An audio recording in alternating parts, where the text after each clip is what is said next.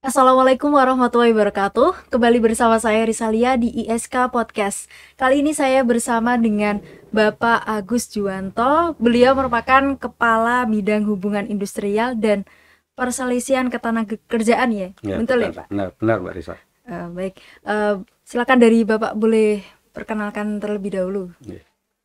Oke, Assalamualaikum warahmatullahi wabarakatuh. Kami dari Dinas Tenaga Kerja Perindustrian UKM Kabupaten Kudus selaku Kepala Bidang Hubungan Industrial dan Perselisihan Ketenagakerjaan Kabupaten Kudus yang dalam tugas tusi sehari-hari terkait dengan pembinaan hubungan industrial dan penyelesaian ketenagakerjaan di Dinas Tenaga Kerja Kabupaten Kudus, sehingga tusi kami terkait dengan pembinaan hubungan industrial, hak dan kewajiban perusahaan, dan penyelesaian perselisihan ketenagakerjaan atas permasalahan yang diajukan oleh para pihak kepada kami. Baik, kalau menurut Bapak itu mengenai perlindungan tenaga kerja ya Pak. Menurut Bapak perlindungan tenaga kerja itu mengapa sih harus ada yang namanya perlindungan tenaga kerja gitu? Perlindungan tenaga kerja harus ada karena ini sebagai uh, kehadiran pemerintah dalam hal ini terkait dengan hak-hak agar tidak kurang dari ketentuan, sehingga regulasi itu terkait dengan ini jaring pengaman, jangan sampai uh, pihak pengusaha dalam hal ini melalaikan hak-haknya atas kewajiban kepada pekerjanya. Terkait dengan saat ini, terkait dengan hubungan perlindungan itu yang menjadi pokok permasalahan di minggu-minggu ini kan terkait dengan upah minimum tahun 2024. Iya, betul. Untuk uh, upah minimum 2024 ini yang sedang ramai sekali ini kira-kira di Kudus sendiri tuh naik berapa persen, Pak? Oke.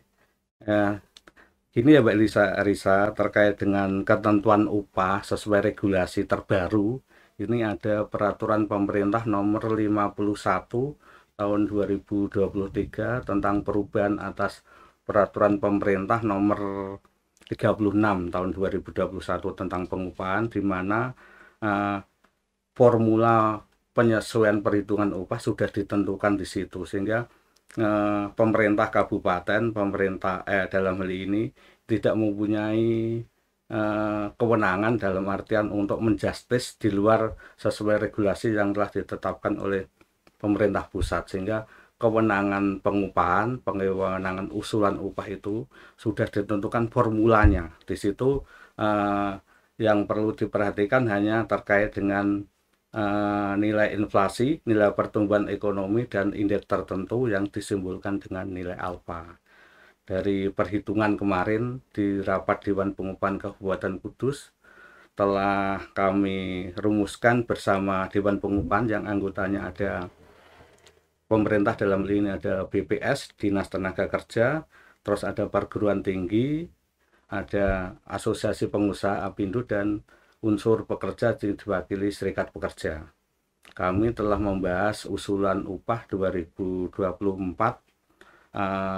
sebesar sesuai dengan rumusan formula itu didapatkan nilai 2.516.888 rupiah. Kenaikannya hanya naik 3,16%. Sebenarnya ekspektasi nilai itu jauh dari harapan dari teman-teman serikat, karena teman-teman serikat di mana kemarin itu kan minta 10-15%, tapi karena terikat dengan ketentuan regulasi yang sudah ditentukan oleh pemerintah, kita hanya memasukkan rumus, Mbak. Rumus itu sudah ada surat dari Kementerian Ketenagakerjaan menyampaikan data inflasi, data pertumbuhan, data apa-apa yang dibutuhkan, karena data itu dari BPS yang dimintakan dari Dinas Tenaga Kerja, Kementerian Ketenagakerjaan Jakarta. Tapi kalau misalkan dari itu kan inflasinya itu kenaikannya kan cuman sedikit ya Pak. Okay. Apalagi sekarang kayak harga beras juga mulai naik juga Pak. Itu apakah bisa berdampak Pak? Karena sepertinya kayaknya ada kesenjangan dari masyarakat mengenai hal itu. Okay. Okay. Terima kasih Mbak Risa. Terkait dengan itu memang kita juga kemarin rame, artinya rame di diskusinya di rapat Dewan Pengupahan, artinya apakah memang inflasi yang digunakan ini inflasi Jawa Tengah, inflasi provinsi itu nilainya 2,49%. Itu inflasi provinsi, inflasi di bulan September ke September, artinya September 2023 sampai 2022 sampai September 2023. Terus pertumbuhan ekonomi, kebetulan pertumbuhan ekonomi PE Kudus ini angka itu PE tahun 2022, karena di PE 2023 karena masih berjalan belum selesai sesuai regulasi itu menggunakan PE tahun 2022, nilainya paling kecil se-Jawa Tengah 2,23%. Tetapi dari Dewan Pengupahan kemarin bersepakat tentang usulan upah minimum itu ya sudah tidak apa-apa sesuai formula regulasi, tetapi kami dari Dewan Pengupahan mendorong untuk membuat struktur skala upah, karena kita ketahui Mbak Risa terkait dengan upah minimum itu hanya untuk pekerja 0 sampai 1 tahun. Selebihnya diatur oleh masing-masing perusahaan, karena 0 sampai 1 tahun itu kan jumlahnya tidak banyak ya. Makanya dengan ketentuan yang seperti itu yang sesuai dengan formula, sesuai dengan PP 51 tahun 2023, tidak bisa kami tidak bisa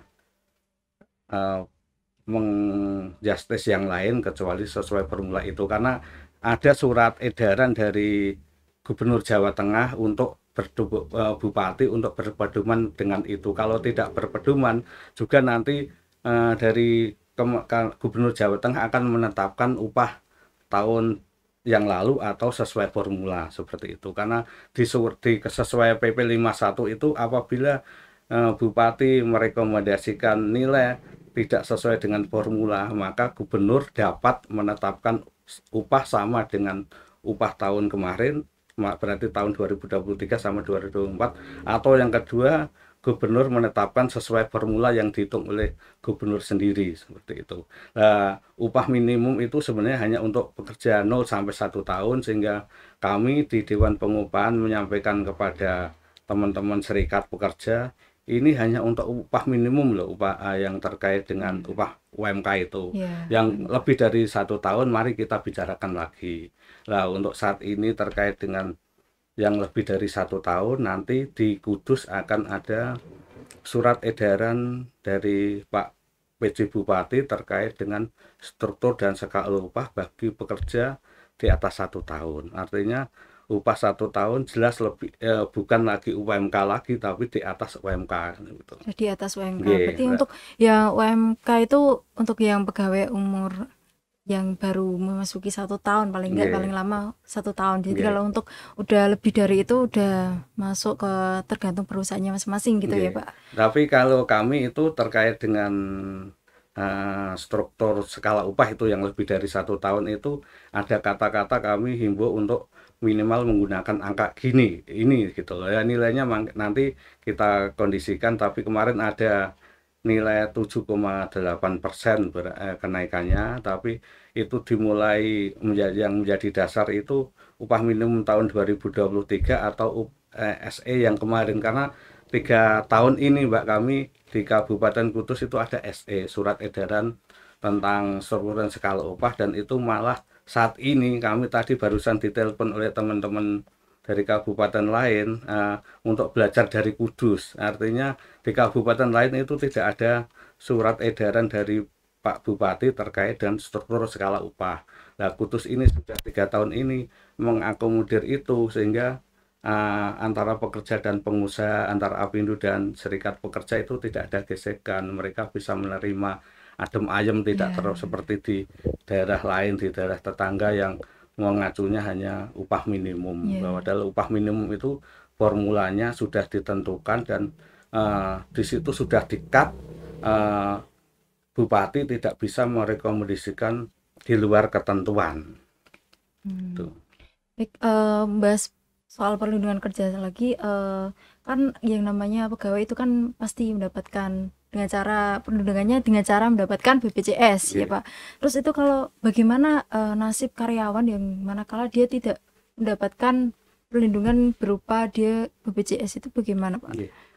Sesuai kita ketahui, sesuai dengan Undang-Undang SJSN tentang BPJS itu kan sekarang setiap warga negara, terutama ini masyarakat pekerja terkait dengan perlindungan jaminan sosial, ada BPJS Kesehatan dan BPJS Ketenagakerjaan. BPJS Kesehatan satu program, dan BPJS Ketenagakerjaan ada 4 program, ada jaminan kecelakaan kerja, jaminan kematian, jaminan hari tua, dan jaminan pensiun. Terus terkait yang ditanyakan Mbak Risa, apabila karyawan tidak diikutkan menerima musibah atau kena suatu kecelakaan kerja, semisal kena kecelakaan kerja, kena musibah kecelakaan kerja, itu karena kalau diikutkan BPJS kan menjadi tanggungan BPJS, tapi kalau tidak diikutkan oleh pemberi kerja, dalam hal ini pengusaha, maka kewajiban itu beralih menjadi yang menjadi penanggung jawab adalah perusahaan. Nilainya sama dengan yang dilindungi oleh BPJS Ketenagakerjaan, sehingga semisal karyawan tidak diikutkan oleh menjadi peserta BPJS, kalau ke kami silahkan mengadu kami kalau melaksanakan seperti itu oleh pengawas ketenagakerjaan, nanti mesti perusahaan diminta untuk mengganti seperti BPJS Ketenagakerjaan. Jadi kalau misal dari karyawan tidak mendapatkan perlindungan berupa BPJS, jika ada sesuatu itu boleh mengajukan lewat Bapak gitu Pak? Boleh mulai dinas gitu? Saya sampaikan dengan dinas kami sesuai tusi Dinas Tenaga Kerja Kabupaten, fungsinya dalam hal ini adalah pembinaan dan penyelesaian perselisihan terkait dengan penegakan ketentuan itu oleh pengawas ketenagakerjaan di provinsi yang ada di Dinas Tenaga Kerja dan Transmigrasi Provinsi Jawa Tengah. Terkait dengan kewajiban fungsi kami pembinaan ini hanya menyampaikan Anda harus ini loh ketentuannya, Anda harus melindungi karyawannya dengan memberikan perlindungan pada BPJS. Kami sampaikan seperti itu, kewajibannya Anda seperti ini, terkait dengan upah minimum Anda harus seperti ini, upah minimum ini loh harus dipatuhi, terkait dengan BPJS juga seperti itu. Ini loh Anda ada kewajiban untuk memberikan perlindungan kepada karyawannya dalam BPJS. Itu kami sampaikan seperti itu. Tetapi terkait dengan semisal ada perusahaan tidak melaksanakan, tidak memberikan jaminan itu bisa menyampaikan laporan saja, sampaikan kepada Dinas Tenaga Kerja Provinsi Jawa Tengah. Ada di situ ada namanya pengawas ketenagakerjaan, dan ada di situ PPNS, artinya penyidik pegawai negeri di pengawas ketenagakerjaan. Berarti untuk karyawan itu tetap ada yang namanya perlindungan. Kalau kayak tadi yang Bapak sampaikan itu, kalau misal tidak punya nanti bisalah melapor ke dinas begitu ya Pak ya. Tapi yang lebih sekarang itu gini Pak, kalau misal anak-anak muda sekarang ya Pak, itu kan kebanyakannya sekarang kayak pada takut bekerja gitu Pak. Lulus tuh masih bingung kita tuh mau kerja apa gitu.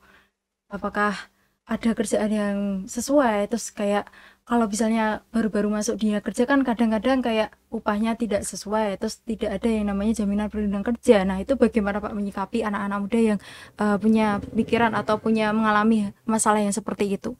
Nah, ya benar Mbak Risa, terkait dengan itu makanya terkait dengan di awal perjanjian kerja itu harus dilihat betul apa yang menjadi hak dan kewajiban. Artinya jangan hanya setelah disodori perjanjian kerja, dalam ini mungkin kontrak kerja PKWT, itu jangan langsung ditandatangani, dilihat dulu pasal-pasalnya apa hak dan di situ, karena mengatur hak dan kewajiban. Karena kalau semisal sudah tanda tangan itu kan sudah terikat kalau terkait dengan hukum itu sudah menyetujui, karena sudah tahu, sudah dewasa, sudah cakap berbuat hukum, ya, sehingga menyetujui apa yang telah diperbuat diperjanjikan itu yang ditandatangani. Sehingga kami sarankan kalau memang mau tanda tangan kontrak dipelajari dulu, dibaca per pasal dari perjanjiannya. Jangan sampai uh, per pasal itu ada yang merugikan. Semisal upahnya di situ dicantumkan kurang dari upah minimum. Kalau kita menyetujui di situ terus ada di situ tidak ada jaminan sosial, pekerja diikutkan di jaminan sosial. Kan kan tidak tidak nanti kalau sudah bekerja kita baru merasakan oh salah salah salah kemarin, tapi sesal kemudian kan tidak ada gunanya. Tinggal tolong seperti itu dipelajari, dibaca, diteliti dulu per pasal apa yang diperjanjikan, yang disodorkan oleh perusahaan. Jangan sampai kita uh, gegabah tanda tangan tapi nanti di kemudian hari menyesal. Memang harus teliti terlebih dahulu ya Pak ya. Iya, Kalau untuk kadang-kadang kan ada yang mikir kayak sekarang kan kerjaannya susah. susah, udah Iya. gitu ada yang milih kayak ya udahlah aku jadi apa ya, konten kreator aja. Nah, kalau konten kreator itu kan malah tidak ada yang namanya perlindungan kerja, Pak. Itu bagaimana, Pak itu? Kalau konten kreator itu kan gini, karena di hubungan kerja itu harus ada 3 unsur. Ada unsur perintah, ada unsur pekerjaan, ada unsur upah. Kalau kayak seperti konten kreator itu hubungan kerja tidak ada. Itu berarti seperti usaha orang-orang yang profesional sendiri, mereka bekerja sendiri. Seperti teman kita yang Grab itu juga pengusaha sendiri, tidak ada hubungan kerja. Hubungan kerja itu harus ada 3 unsur. Kalau ada perintah, ada upah, ada pekerjaan, itu harus ada. Tapi kalau tidak ada itu, tidak ada yang mana majikan, mana yang pekerja, kan Iya, itu. iya. Termasuk konten kreator ini, karena ini ide kreatifnya masing-masing. Kalau kita tidak mengerjakan sesuatu, tidak dapat dari penghasilan di situ, ya itu tidak ada hubungan kerja. Karena hubungan kerja itu ada perintah. Itu perintah artinya kalau perintah tidak dilaksanakan artinya kita kepengen saat ini off dulu, tidak masalah, itu berarti tidak ada hubungan kerja. Sehingga teman-teman yang saat ini karena dirasa tidak menyita waktu dengan pekerjaan-pekerjaan itu, ya is oke saja, tidak masalah, kan seperti itu. Karena kedepannya itu memang seperti itu, pola hubungan kerja seperti itu, artinya tidak ada unsur perintah di situ. Artinya terserah mau kita bekerja apa enggak, itu kan terserah kita masing-masing. Mau hari ini kepengen kita libur, atau hari ini kepengen kami menyelesaikan suatu pekerjaan di kesempatan di akhir akhir tahun seperti ini, mau off atau mau mau liburan, ya juga nggak masalah, karena itu terkait dengan pekerjaan yang mandiri sendiri. Jadi untuk seperti itu tidak ada yang namanya perlindungan pekerjaan ya, Pak, karena tidak mencakup dengan unsur-unsur ketiga yang Nggih, tadi telah kalau tidak ada disampaikan. unsur ketiganya itu semisal terkait dengan apa yang disampaikan tadi, jaminan sosial itu tidak ada. Karena itu kita menjadi masing-masing itu menjadi pengusaha, masing-masing itu kita menjadi kreatifan ke masing-masing. Artinya kita kalau kepengen tidak bekerja kan tidak masalah, karena tidak ada perintah Ya. untuk menjalankan setiap hari Anda harus gini, setiap hari Anda segini, kan tidak ada kewajiban itu kan. Hmm. Waktunya relatif relatif uh, relatif enak, artinya sesuai dengan kesenangan kita. Artinya kalau kita lagi nggak mood, ya tidak kami melaksanakan kegiatan, tapi kalau mood ya melaksanakan kegiatan itu. Sehingga unsur perintah di sini tidak ada, ya tidak ada namanya seperti itu hubungan kerja. Hmm.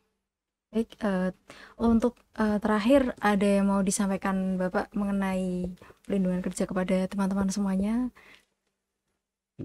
Ini untuk teman-teman semua, bahwa terkait dengan perlindungan kerja itu di sini pemerintah hanya memberikan jaminan terkait dengan garis kemiskinan. Artinya jangan sampai upah itu sebagai jaring keamanan. Upah minimum ditentukan, ada upah minimum. Terus terkait dengan jaminan sosial, ada kewajiban untuk memberikan perlindungan jaminan sosial. Terus terkait dengan waktu kerja, waktu istirahat itu juga ditentukan, itu dalam rangka memberikan perlindungan. Perlindungan di sini terkait dengan hak-hak pekerja, semisal terkait dengan waktu kerja melebihi waktu kerja 40 jam itu lembur, itu juga perlindungan. Di situ sudah ada rumusannya, per jamnya berapa lemburnya. Terus terkait dengan waktu istirahat, setiap 1 minggu harus ada waktu istirahat 1 hari. Ada tercuti, terkait dengan pelaksanaan cuti itu dalam rangka terkait dengan cuti dalam rangka memberikan perlindungan atas martabat kemanusiaan kita sebagai manusia.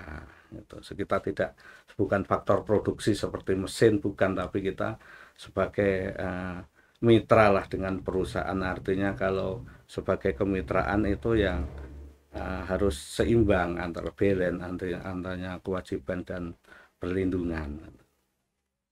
Baik, itu saja. Terima kasih atas kesempatannya Bapak Agus Juwanto telah datang ke ISK. Untuk teman-teman semua, terima kasih telah menonton. Nantikan episode menarik lainnya. Saya Risalia pamit undur diri. Assalamualaikum warahmatullahi wabarakatuh. Waalaikumsalam warahmatullahi wabarakatuh.